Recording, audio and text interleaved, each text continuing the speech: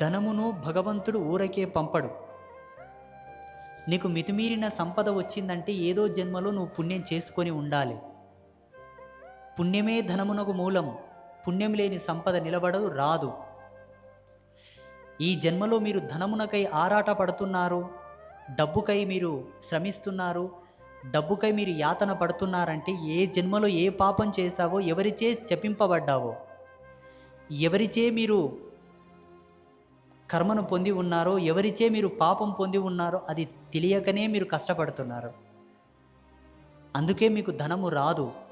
మీరు అనుకుంటారు చాలా కష్టపడుతున్నాము, ఎంతో శ్రమిస్తున్నాము, ఎన్నో పెట్టుబడులు పెట్టాము, ఎన్నో వ్యయప్రయాసాలకు ఓర్చుకుంటున్నాం, అయినను మాకు కలిసి రావట్లేదే అని అనుకుంటుంటారు.